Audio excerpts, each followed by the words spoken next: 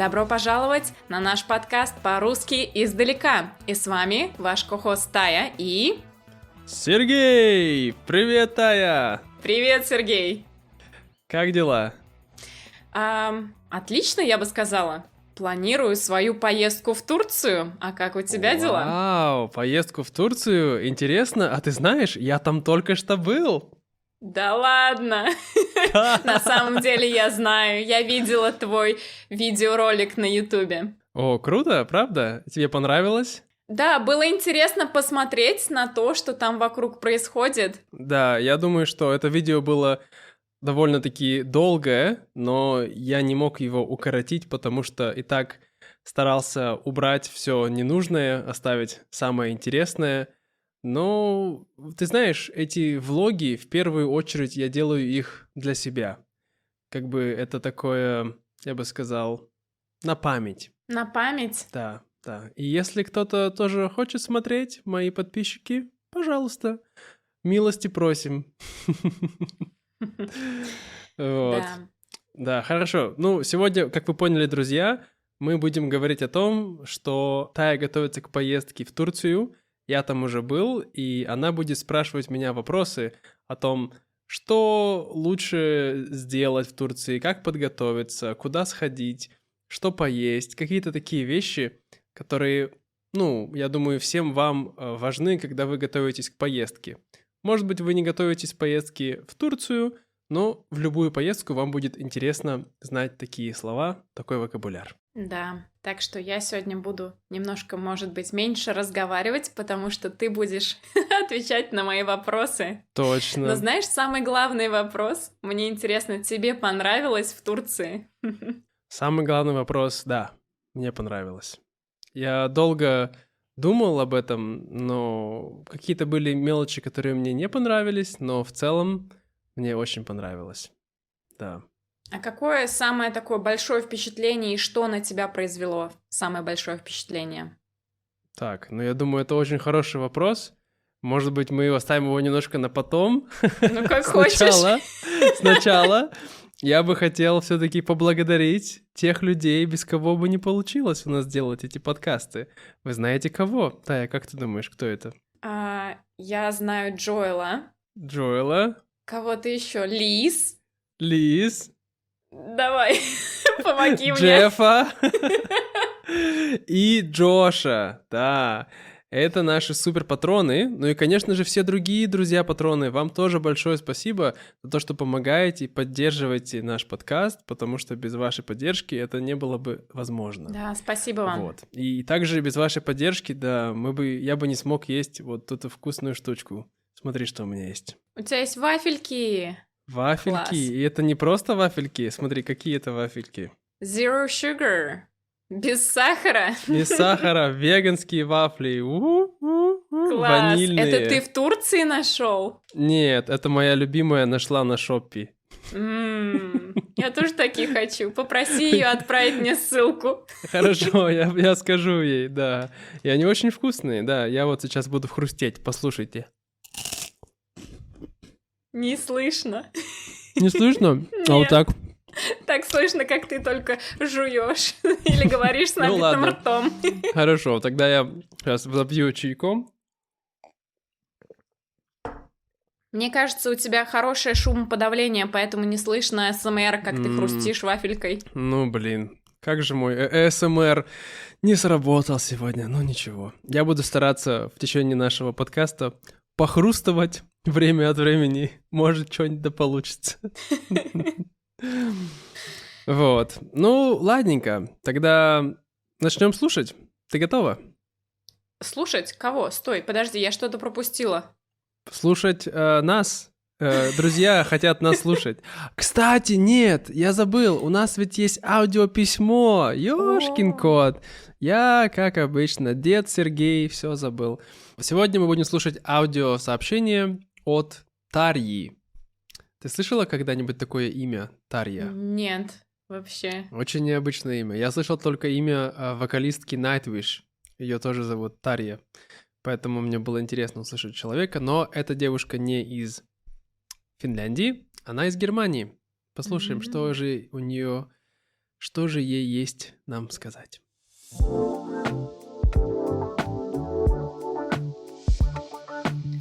Привет, дорогой Сергей, привет всем. Меня зовут Тая, и я живу в Германии. Я изучаю русский язык примерно 1 год. Когда я начала с Рождеством в 2022 году, я сидела под елкой, на улице было холодно и в доме удобно. Я пыталась понимать кириллский алфавит. Для меня это было как секретное письмо. Когда-то в январе я могла читать первые слова и понять алфавит. Я не хотела остановиться и изучала, во-первых, с приложением Babbel. Но это было не так эффективно, поэтому я покупала учебник и скоро получала уровень А1. Я больше и больше понимала, и это было крутое чувство. В этом году я получила уровень А2. Я люблю и русскую культуру, и язык. Для меня звук язык как музыка, как приятная мелодия. Я часто слушаю твои подкасты и думаю, что это самый интересный подкаст, чтобы изучать по-русски.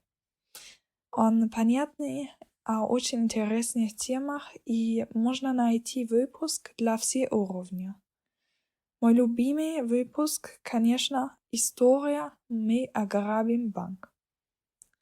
Сейчас я пытаюсь читать русские классические рассказы, но это очень сложно.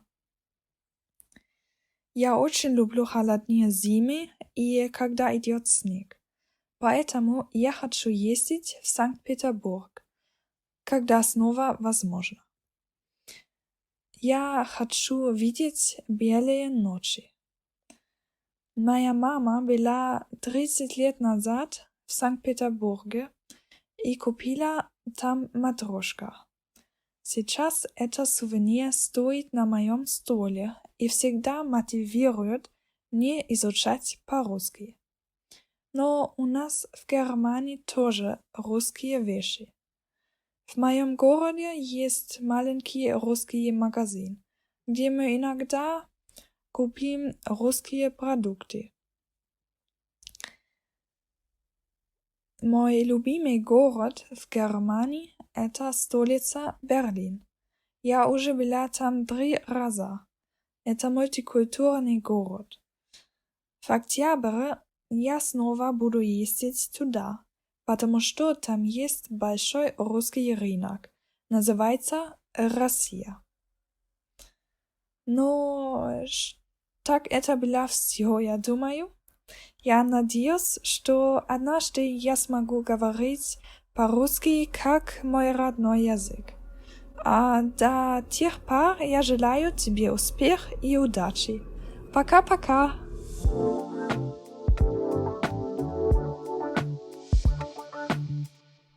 Пока-пока, Тарья. Спасибо тебе за твое аудиописьмо, было очень интересно послушать. Да, это так необычно.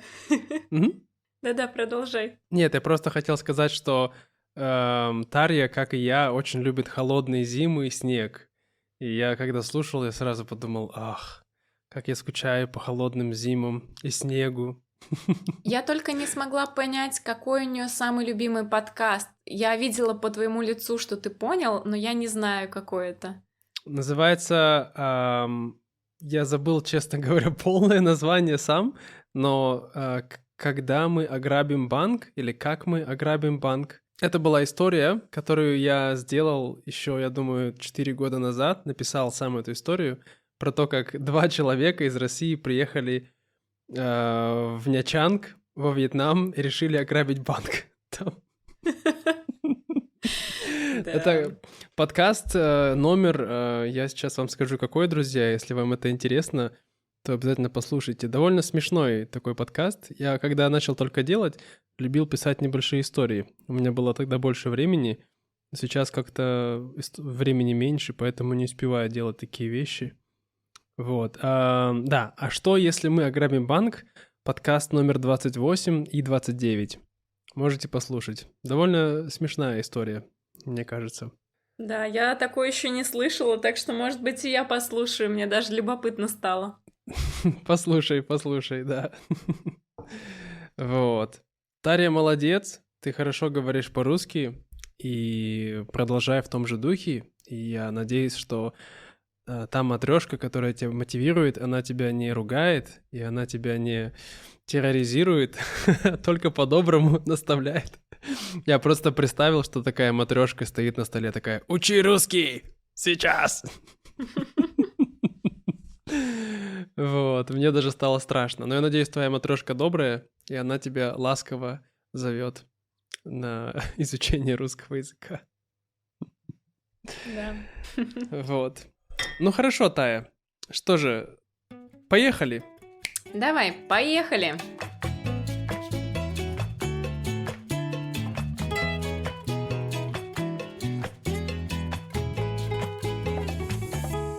Какие у тебя есть вопросы для меня? Можешь спрашивать сейчас. У меня целый список. Я тебе, кстати, самый первый озвучила.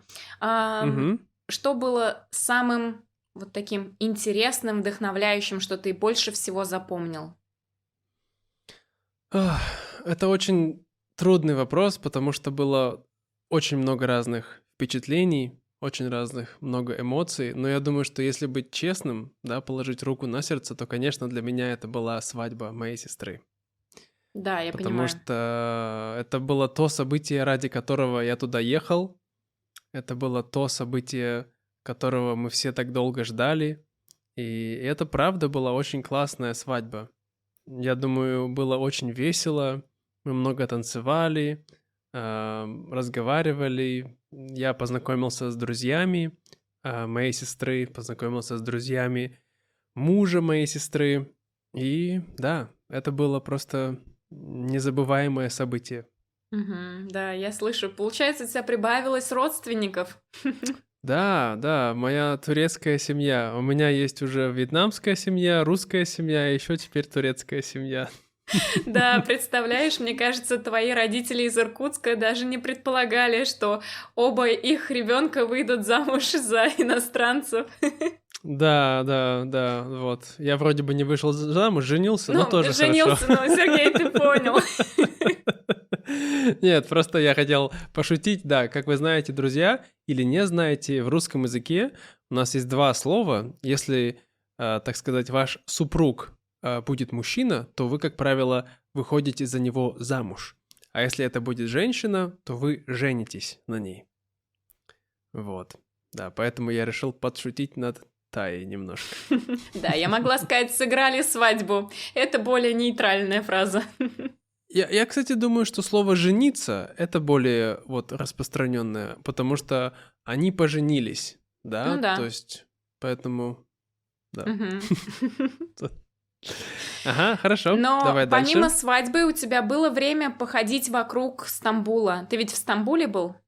Именно так. Я был только в Стамбуле, я там был всего в Турции примерно 1 неделю, и у меня не было времени. И я думаю, что даже 1 недели на Стамбул — это мало. Вот. Ого, Но а почему так? Это очень большой город. Он просто огромный. Это вот не просто даже как мегаполис. Вот мы с тобой живем в больших городах. Ну, я жил в большом городе, в Ханое, да, и ты живешь тоже в Хошимине. Но мне кажется, что несмотря на то количество людей, которые живут в этих городах, самые интересные места какие-то, мне кажется, их, опять же, скажи, может быть, я не прав, все равно более-менее ограниченное количество. Или какие-то интересные районы, я бы сказал. Не места, а районы, да, где что-то можно посмотреть. Да, в целом я соглашусь. Можно, конечно, выезжать куда-то, но это уже будет за городом. То есть, если вот брать внутри города, это обычно центр города, и там еще какие-нибудь места где-то в округе, в зависимости от интересов человека. Да, а вот в Стамбуле другая ситуация, потому что если спросить, где центр Стамбула, никто не может сказать, потому что у него много центров. как А у разве Берлина. это не там, где синяя мечеть? Ну, это один из центров Стамбула. Расскажи мне тогда про второй, чего я еще не знаю. Да, у Стамбула исторически, видишь, так сложилось, что город рос необычно. То есть, конечно, если мы говорим про исторический центр, то откуда город начался, то это именно вот там, где это голубая мечеть, это мечеть Айя София, которая раньше была собором, Софийским собором. Вот. И вот эта территория — это начало города. Но потом город потихонечку рос. И он так рос, что каждый из этих частей города, он был по-своему немножко независим друг от друга. И у них в тех местах образовывались свои важные центры. Поэтому сейчас, если спросить стамбульца, где у вас центр, он спросит, смотря какой. Ты хочешь исторический центр, тусовочный центр, бизнес-центр, хипстер-центр.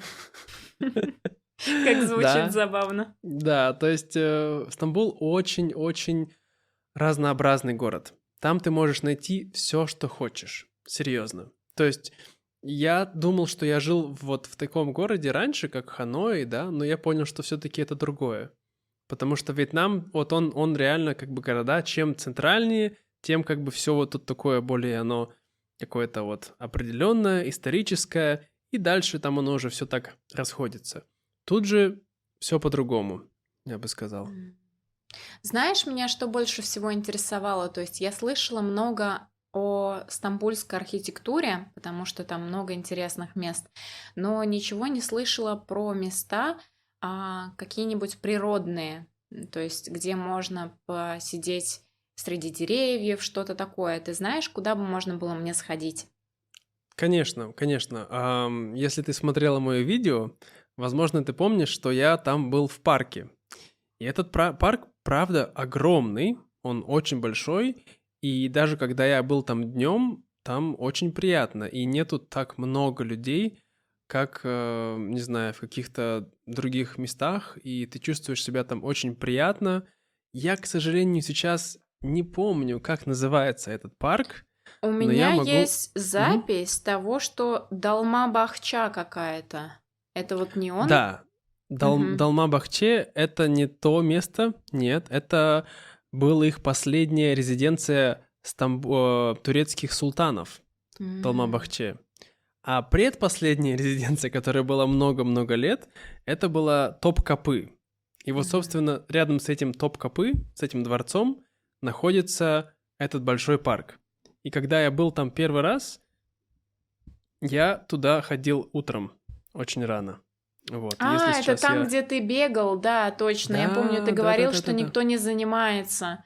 Я как-то, Да, когда смотрела видео, не подумала, что это большой парк. Мне почему-то показалось, что это просто небольшой скверик. вот именно что. Это был большой парк. Это не был большой скверик. И это, да, я сейчас нашел... называется Гюлехан парк. Вот. Поэтому Гюлехан парк, если тебе хочется пройтись, чувствовать себя спокойно, где нет много людей, то вот рекомендую сходить в этот парк. Он Мгм. находится довольно, если говорить, историческом центре, вот, и очень приятно. Но если смотреть прямо вот настоящую природу, да, то, конечно, нужно немножко выезжать за центр Стамбула, и там есть такой район и такая деревушка, сейчас тебе скажу, как она называется. Тут, опять же, все такие турецкие названия, немножко длинные. Называется она Румелифенери. Румелифенери. Вот. И там очень красиво, там спокойно, там море, маяк. В общем, да, я могу показать тебе вот так вот здесь, Да, чтобы ты выглядит посмотрела. красиво. Мгм. Я Вот, вижу. да. В общем, то есть там, да, такое более тихое, спокойное место, и это считается частью Стамбула. Вот. М. Поэтому, да. Мгм. Отлично. У меня есть еще вопрос. Давай. Скажи мне, что мне привезти из Турции, из Стамбула вкусненького? Что там можно М. найти такого необычного? Вот, смотри, я привез из Турции десерт, который, я думаю, в России все знают под названием рахат лукум. Ты когда-нибудь слышала об этом или пробовала?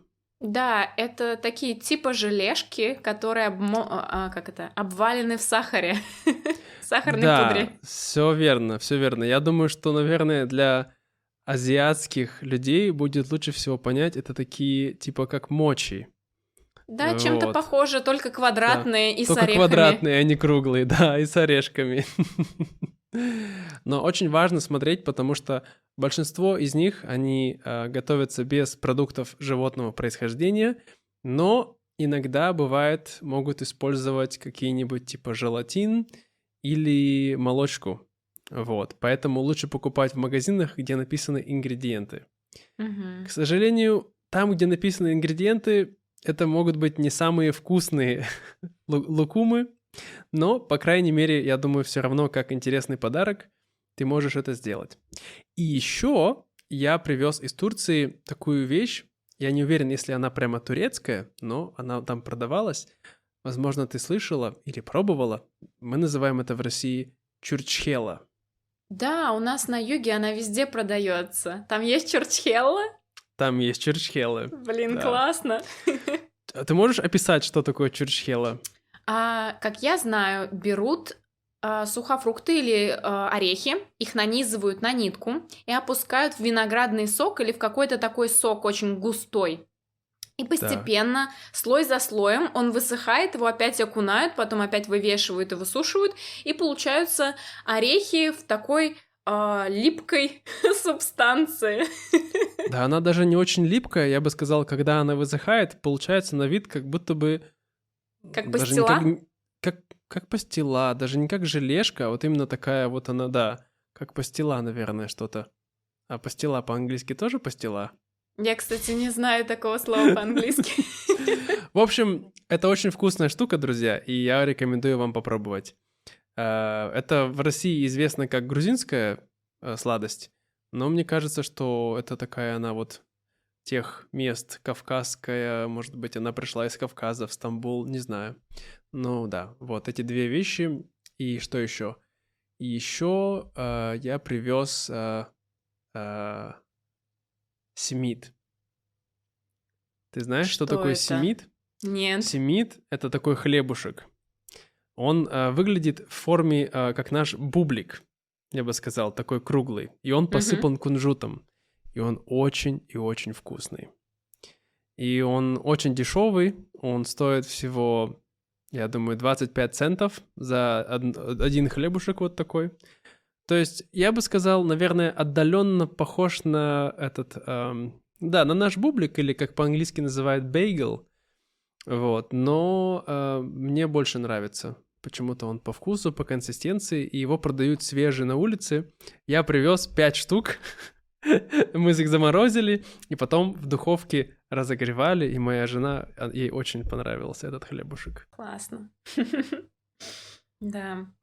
Слушай, ну раз ты заговорил про кухню, вообще вот хлебушек и так далее, порекомендуй, в какое кафе или какой ресторан можно было бы сходить, и что там самое вкусное, что ты пробовал? Да, получается, я ходил в ресторан, я думаю, во много ресторанов ходил, и, как правило, я ходил со своей семьей, и мы ходили в невеганские рестораны, но почти везде я мог найти довольно-таки вкусные веганские опции, да, и я помню, что первый раз, когда я пришел, мне дали чечевичные котлеты с картошкой, и там был еще такой очень длинный перец, который я думал будет острый, но он был не острый, а красный, и была капуста. И это было очень вкусно. Чечевичные котлетки были очень вкусные, и вот, я не помню точное название места, но я потом тебе отправлю его. Да. Оно находится прямо на пирсе. Там есть такой у них пирс, очень Там модный, должно быть красивый. красиво, да? Да, да, очень красиво, очень модный. Там, потому что этот пирс, он такой как бы более современный. То есть там вот они сделали новые постройки, здания, и там много разных кафе, ресторанов. Даже когда туда заходишь, нужно проходить через security контроль. То есть Ого. через там нужно как бы, то есть да, вот это получается не в само здание, а вот эту территорию. Здесь нужно снимать свои рюкзаки, проходить через рентген, Металлодетектор, да? металлодетекторы, да. То есть потому что, да, они смотрят за безопасностью, вот. И еще я был в ресторане, который называется Vegan Istanbul, и это довольно хорошее, не могу сказать, что супер вкусная, но довольно простая и не очень дорогая еда. Вот, она там такая, если ты знаешь, что такое булгур, ты Да. когда-нибудь слышала? Мгм. Вот, там очень много блюд из булгура, вот тоже есть манты, но манты — это не наши манты, которые в России, это такие маленькие, больше похожи как равиоли, Ага. получается. Вот, это было интересно. И, конечно же, я думаю, самые популярные блюда, которые тебе рекомендую попробовать, это чи-köfte. Это тоже как чечевичные котлетки, но они очень популярны среди, я бы сказал, такого фастфуда на улице, и они всегда веганские, 100%, потому что раньше они делались из мяса, но потом часто многие люди травились, потому что они все это делают руками. Они как бы, получается, берут вот эти, не тесто, Ну да, можно смесь. сказать тесто. Да, Мгм. и они, получается, так вот сжимают, и поэтому с виду они похожи как такие, как будто бы, то есть ты видишь, что они были сжаты вот так рукой, то есть видно отпечатки между пальцев, да? Да, я И раньше, поняла. потому что они использовали мясо, возможно, оно как-то было не очень чистое, и поэтому люди травились, но сейчас только всегда веганские. То есть это было прямо государственный приказ делать. Только веганские. Я поняла. Ну, Вот. слушай, наверное, и последний вопрос. Хочешь ли ты туда вернуться? И да, тосковал ли ты по дому, пока был в отъезде? Ой, это очень тяжелый вопрос, но я отвечу на него искренне. Возможно, если вы смотрели и читали и, ну, как-то слушали мои последние подкасты, аудио, видео, вы знаете, что у меня умерла собака 2 недели назад. И когда я был там, собака была здесь, и она была в не лучшем состоянии. И поэтому моя любимая смотрела за ней, помогала ему. Вот, и могу сказать, что это была только единственная вещь, которая мне, ну, не давала полностью расслабиться и наслаждаться Стамбулом. Но я ни в коем случае не хочу сказать, что это какое-то было бремя для меня. Скорее, мне было грустно, что я не могу помочь моей жене в этот тяжелый момент и не могу быть рядом с моей собакой. Но, к счастью, собака дождалась меня, когда я вернулся, и я провел с ним, я думаю, неделю еще или 1.5, вот, прежде чем его не стало. Вот. Ну, Понимаю, если очень говорить... сочувствую тебе. Спасибо. Если говорить про сам Стамбул, то, конечно, я очень хочу туда вернуться. Я хочу вернуться туда с моей любимой в следующий раз, потому что она давно сама хотела туда поехать. Для нее это была мечта. Как ты думаешь, ты знаешь почему? Нет, если честно, потому что с моей точки зрения это не связано, ну, в Турции нет ничего связанного с буддизмом, и я такая, интересно, а почему мечта? Но если ты знаешь мою любимую, ты знаешь, что она не только любит буддизм, а что еще она очень сильно любит? Я не знаю, животных, Да. А чем известен Стамбул? а там много кошек. Очень много кошек. Кошки везде, на каждом углу. Я думаю, что это то, что... И не только это, но то, что люди хорошо относятся к кошкам. Хорошо относятся к собакам. Там такие собаки! Боже мой! Я думаю, что вьетнамские собаки, наверное, на одну собаку ихнюю, не побоюсь такого слова, можно 4 вьетнамских собаки, потому что они такие перекормленные. Как бы это уже нездоровый вариант, я понимаю, но они просто лежат, колобки, там просто колобки, по-другому не скажешь. Когда у нас тут во Вьетнаме они такие худощавые все, а там просто их кормят хорошо, кошек, собак, всех. То есть турецкие люди, они правда ухаживают за ними. Ну, конечно, не так хорошо, как можно было бы, да, но при всем при этом я считаю, что они очень хорошо заботятся о животных, о бездомных животных. Вот, и именно это то, что моя любимая всегда хотела увидеть. Это ее всегда подкупало. Вот, и да, поэтому мы хотим туда вместе еще раз поехать. Ну, тогда желаю вам найти время, финансы и как бы мотивацию для того, чтобы съездить еще раз в Стамбул. С мотивацией проблем нет, но финансы и время, да, спасибо. Это нам нужно, да, конечно. И тогда я могу тебя спросить пару вопросов, прежде чем мы закончим. Да, конечно, давай. А почему ты решила поехать в Стамбул? На самом деле так получилось, что это очень удобное место для того, чтобы встретиться со всеми, с кем я хотела. И оно, получается, находится посередине. То есть я успею встретиться с несколькими людьми.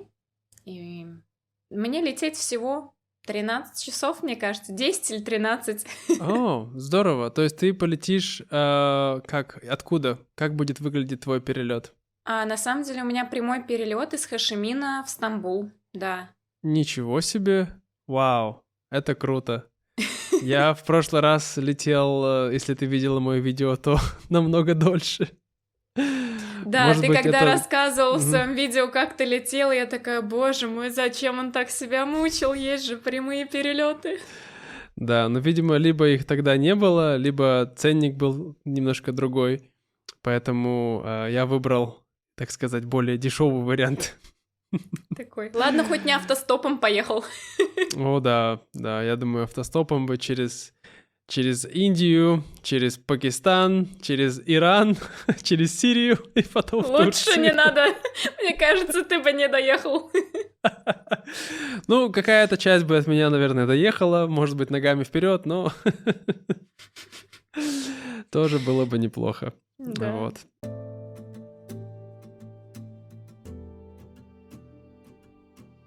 Ну, я думаю, что на этом мы закончим сегодня. Друзья, если у вас есть какие-то вопросы к Тае по ее поездке, то пишите, потому что она потом вернется. Я думаю, что мы обязательно запишем маленькое, не знаю, как сказать, пост путешествие интервью с Таей, где она будет делиться ее впечатлениями, и мы будем, так сказать, сравнивать ее впечатления с моими, что ей понравилось, а мне не понравилось, например, или наоборот, или что нам обоим что-то понравилось.